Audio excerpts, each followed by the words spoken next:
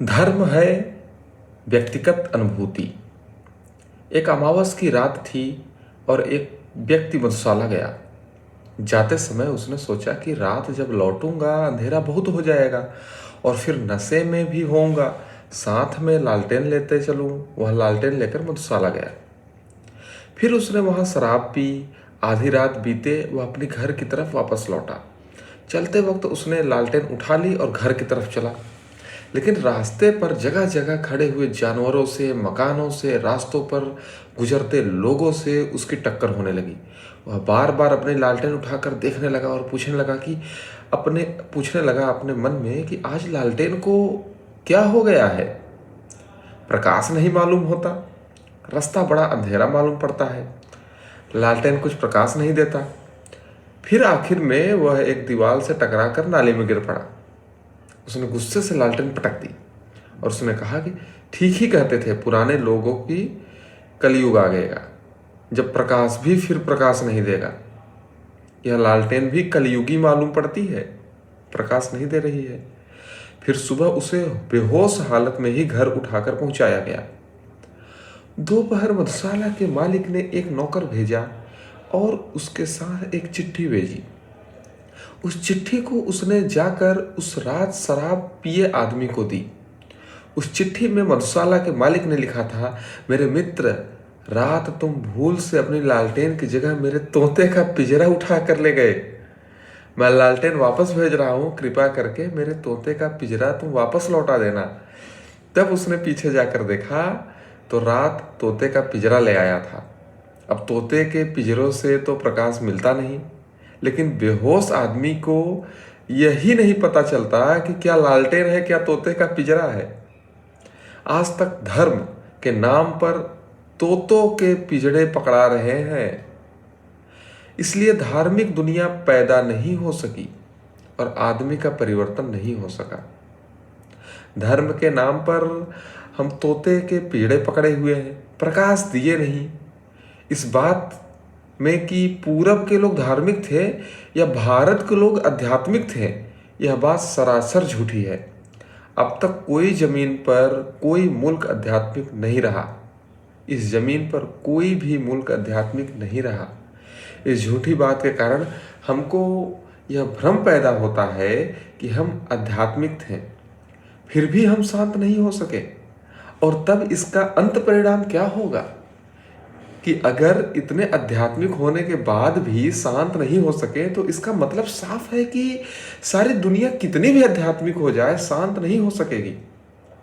पहली बात, हम आध्यात्मिक कभी हुए ही नहीं। इसलिए दूसरा निष्कर्ष निकालने की भी कोई जरूरत नहीं है।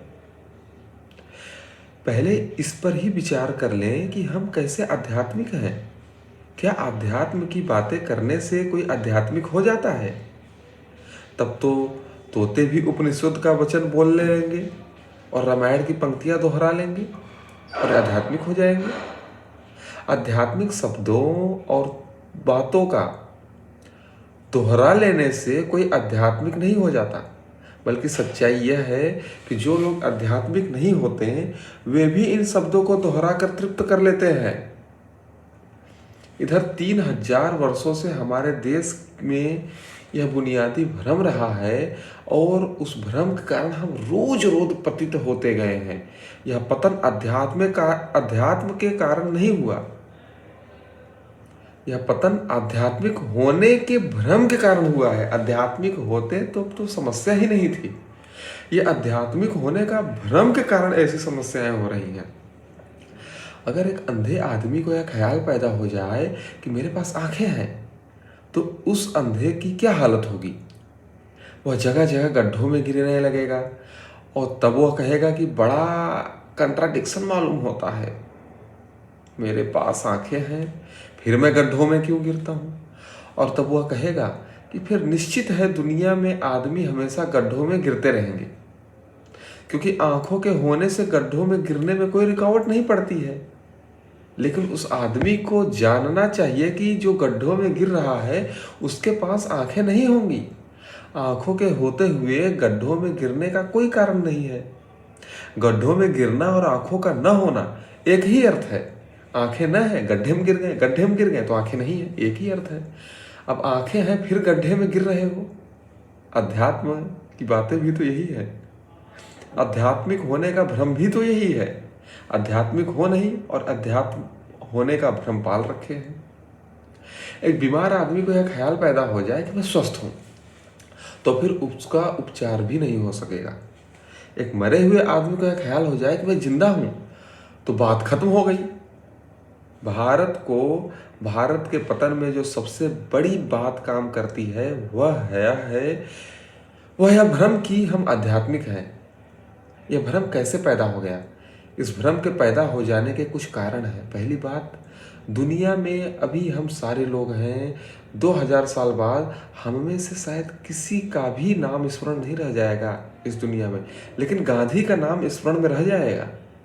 2000 साल बाद भी लोग सोचेंगे कि गांधी के जमाने के लोग कितने धार्मिक थे।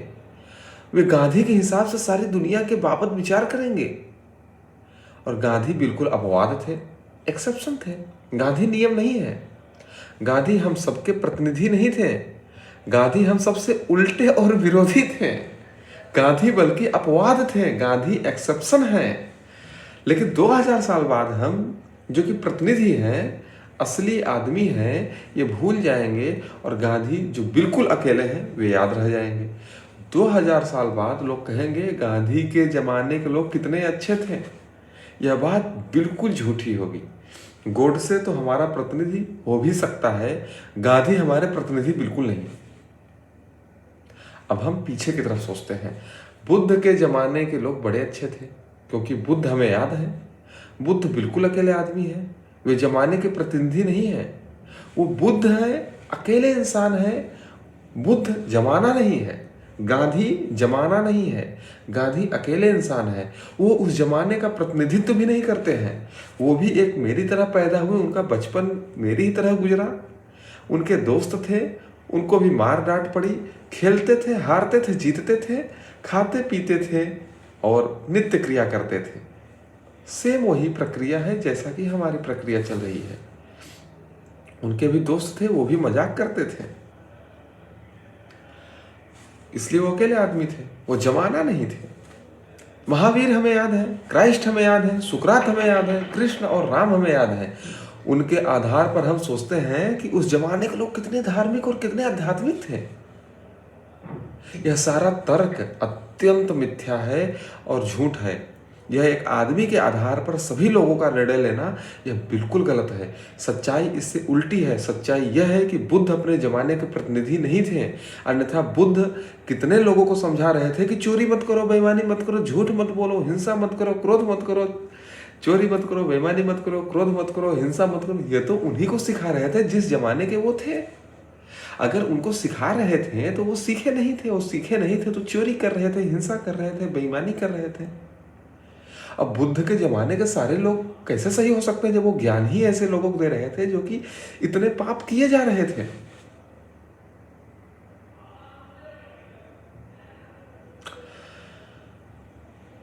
यह एक आदमी के आधार पर सभी लोगों का निर्णय लेना है।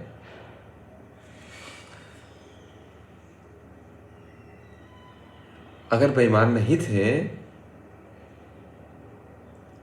बुद्ध किसको समझा रहे थे तब ये बातें या तो बुद्ध पागल थे या लोग आध्यात्मिक थे। और बुद्ध समझा रहे थे कि चोरी मत करो। बुद्ध की शिक्षाएं किसके लिए थी? अगर चोर नहीं थे तो, अगर बेईमान नहीं थे तो, अगर धोखेबाज नहीं थे, किसको समझा रहे थे बुद्ध? क्राइस्ट किसको समझा रहे थे कि प्रेम करो? किसको समझा रहे थे कि एक चाटा कोई तुम्हें मारे गाल पर तो दूसरा उसको सामने कर देना? आध्यात्मिक लोगों को ये बात उन लोगों को समझाई जा रही थी जो मानते थे कि कोई एक आंख तुम्हारी निकाले तो तुम दोनों आंखें उसे निकाल कर दे देना। ये लोग आध्यात्मिक नहीं थे। असल में ये ऐसे लोगों को समझाई जा रही थी बातें जो ये मानते थे कि अगर तुम्हारी कोई एक आंख निकाले तो तुम दोनों आंख उसकी निकाल लेना। इसलिए उन्हें समझाया जा रहा था कि तुमको कोई एक आंख तुम्हारी निकाल ले तो उसको कुछ मत करो। ये लोग कोई आध्यात्मिक नहीं थे और जमाना आध्यात्मिक तो बिल्कुल भी नहीं था। पृथ्वी पर आज तक कोई कौम, कोई समाज, कोई राष्ट्र आध्यात्मिक नहीं रहा। लेकिन इन लोगों के आधार पर एक भ्रम पैदा होता है कि पिछले ज़माने में लोग बहुत आध्यात्मिक थे। मैंने बहुत खोज की कि कोई ऐसी किताब मिल जाए जो यह कहती है कि हमारे ज़माने के लोग आध्यात्मिक थे। ऐसी किताब मुझे नहीं मिल सकी।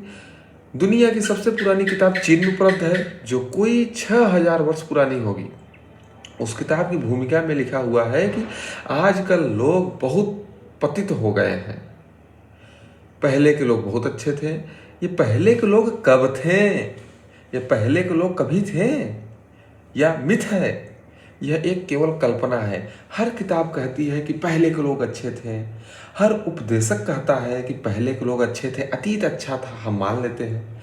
इससे एक कठिनाई, एक कंट्राडिक्शन, एक विरोधाभास खड़ा हो जाता है कि इतने दिनों तक हम आध्यात्मिक रहे और फिर हमारी यह स्थिति हो रही है, जबकि पुराने समय में लोग अच्छे थे और हम अध्यात्म का पालन करते हुए इतने बुरी परिस्थिति में आ गए हैं और हम बोल रहे हैं कि कलयुग आ गया है। ये कितना बड़ा कंट्राडिक्शन, ये कितना बड़ा विरोधाभास है।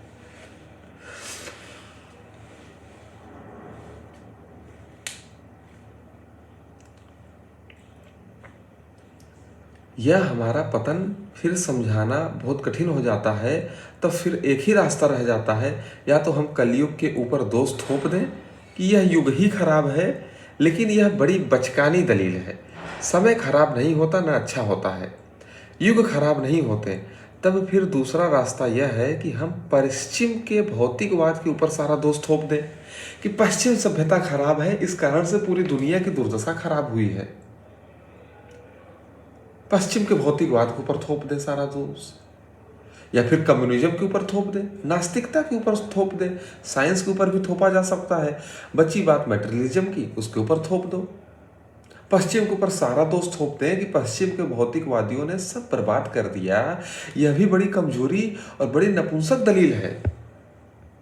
किसी के घर का दिया बुझ जाए और घर में अंधेरा हो जाए और घर के लोग बाहर जाकर कहने लगे कि हम क्या करें, अंधेरे ने आकर हमारे दिए को बुझा दिया, तो हम उस आदमी को कहेंगे कि तुम पागल हो गए हो क्या? अंधेरे ने आज तक किसी दिए को नहीं बुझाया। अंधेरा इतना कमजोर है कि वह दिए को कैसे बुझाएगा? दिया बुझ जाता है तो अंधेरा जरूर आ जाता है, लेकिन अंधेरा आकर कभी किसी दिए को नहीं बुझा सकता। दिया जलता है तो अंधेरा तो उससे दूर ही भागता है। भौतिकवाद और अध्यात्मवाद के दिए को बुझा दें, भौतिकवाद और अध्यात्मवाद के दिए को बुझा दें तो दो कौड़ी का है अध्यात्मवाद। अगर विज्ञान की बातें अध्यात्म की बातों को बुझा दे तो दो कौड़ी की है वो अध्यात्म की बातें। विज्ञान की बातें अध्यात्म की बातों को बुझा सकती हैं, तो दो कौड़ी की बातें हो गई, उनमें कोई दम ही नहीं था। अगर दिया अंधेरे से बुझ जाता तो मेरा चेहरा इस कैमरे में कैसे आता? ये अंधेरा तब पावरफुल हो जाता। अंधेरा तो दूर भागा हुआ है डर के मारे दुम दबाए। अब रही बात, जब विज्ञान अपने प्रयोगों से किसी चीज को परिभाषित करता है, हम अध्यात्मवाद को वहां पर घुसा देते हैं और बोलते हैं नहीं ये गलत है, पृथ्वी तो गोल थी ही नहीं, पृथ्वी तो प्लेट है। अब ऐसी बातों को तो विज्ञान बुझा ही देगा, लेकिन दिया कभी नहीं बुझ सकता अंधेरे से। अध्यात्मवाद विज्ञान से बुझ जा रहा है, तो कहीं तो दिक्कत है। और दिक्कत आपको भी समझना है कि दिक्कत किस बात की है। उन्हें जीने का और बचे रहने का कोई भी हक नहीं है, लेकिन यह बात भी झूठ है। अध्यात्म का दिया जलता हो तो भौतिकवाद का अंधेरा प्रवेश भी नहीं करता।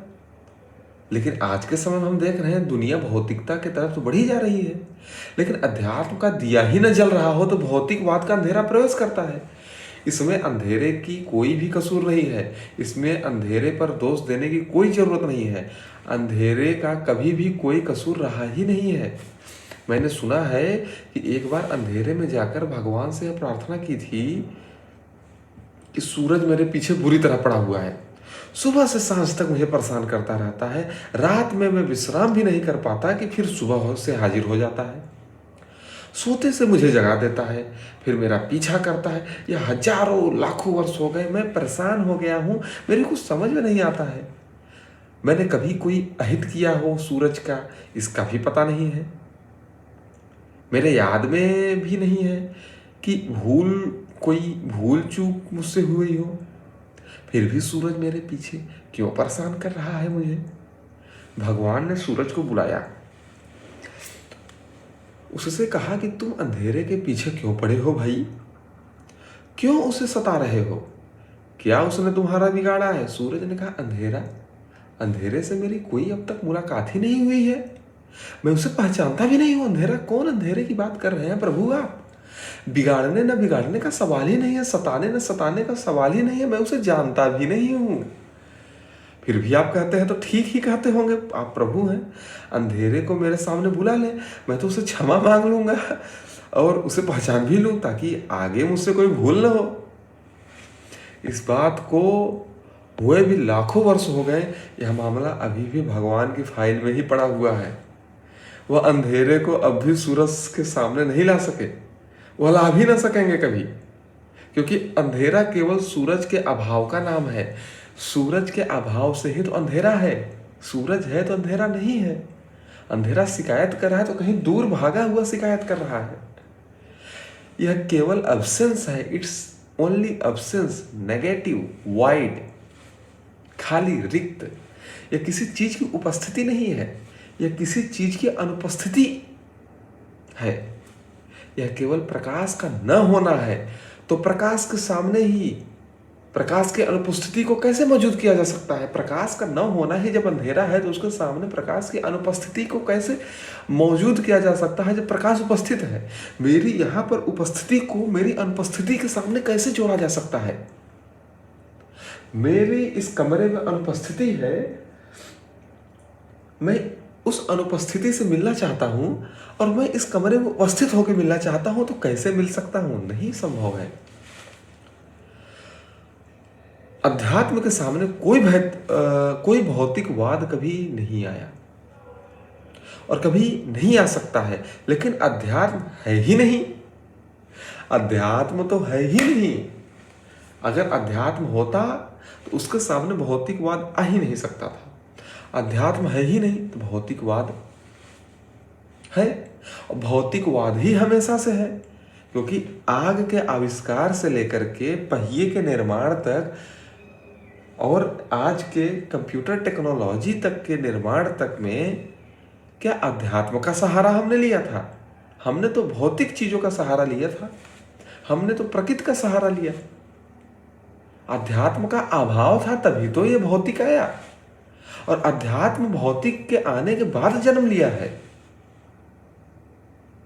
भौतिक तो पहले से ही है, भौतिक का जन्म ही तो वह था, तभी तो, और उन्हीं के जन्म से तो आज हम जन्मे हुए हैं। वही हमारे पूर्वज हैं जिन्होंने आग का आविष्कार किया, जो कि हमें पता है।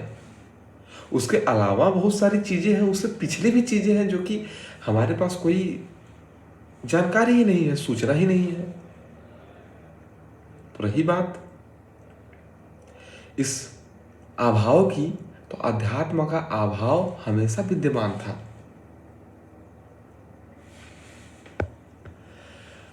और तब हम सोचते हैं कि यह इतना विरोधाभास कैसे पैदा हो गया? यह विरोधाभास हमारा तार्किक है, यह हमारा तार्किक विरोधाभास है।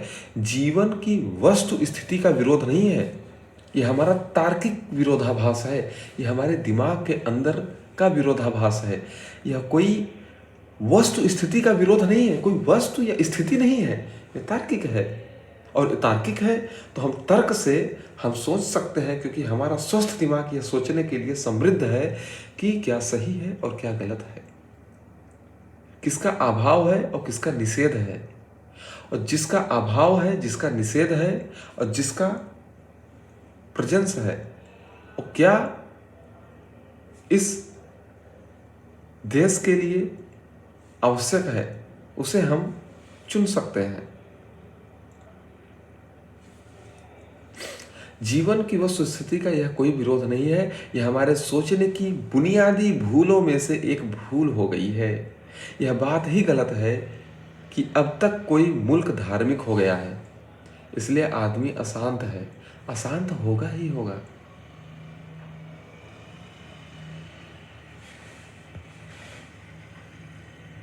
इसलिए आदमी बेचैन है, आदमी बेचैन होगा, इसलिए असंतोष है, असंतोष होगा। कुछ व्यक्ति जरूर आध्यात्मिक हुए हैं और जो व्यक्ति आध्यात्मिक हो गए हैं उनके जीवन में न असंतोष है, न अशांति है, न बेचैनी है। समझ मेरी यह है कि जो एक व्यक्ति के जीवन में घटित हो सकता है वह सबके जीवन में घटित हो सकता है। घटित नहीं हुआ है लेकिन घटित हो सकता है, क्योंकि बुनियादी रूप से दो व्यक्तियों के बीच में कोई भेद नहीं है। बुद्ध के और मेरे बीच, महावीर के और आपके बीच, क्राइस्ट के, कृष्ण के और किसी के बीच कोई बुनियादी भेद नहीं है। मनुष्यता एक बीज है, जो लोग उस बीज पर श्रम करते हैं उनका बीज वृक्ष बन जाता है। मनुष्यता एक बीज है, जो उस बीज पर श्रम करते हैं उनका बीज वृक्ष बन जाता है और वृक्ष से छाया उपलब्ध होती है। उस वृक्ष में फूल आते हैं, फल लगते हैं, लेकिन जो बीज ही पड़े रह जाते हैं, बीज ही बने रह जाते हैं, उनको छाया उपलब्ध नहीं होती है, उनके फूल उपलब्ध नहीं होते हैं, न फल उपलब्ध होते हैं।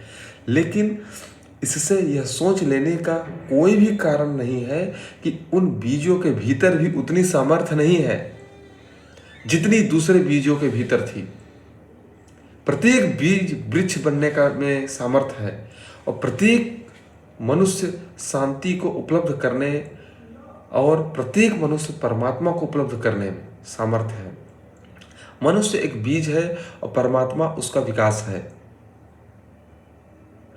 और अगर एक मनुष्य भी उस अवस्था को उपलब्ध होता है जिसे वह प्रभु प्राप्ति कहता है, मोक्ष कहता है, सत्य कहता है, निर्वाण कहता है, तो सभी मनुष्य हकदार हो जाते हैं, अधिकारी हो जाते हैं उस स्थिति को पाने के लिए। क्यों? क्योंकि अगर एक भी मनुष्य उस अवस्था को उपलब्ध होता है तो हर कोई उसका अधिकारी है, क्योंकि सभी मनुष्य समान है। अगर किसी के जीवन में एक घटना घटित होती है तो बुनियादी रूप से अगर दो व्यक्तियों के बीच में कोई भेद नहीं है, महावीर के बीच में, हमारे बीच में, क्राइस्ट के बीच में, बुद्ध के बीच में, कृष्ण के बीच में कोई जब अंतर, बुनियादी भेद उपलब्ध नहीं है, तो हम भी उस चीज़ के लिए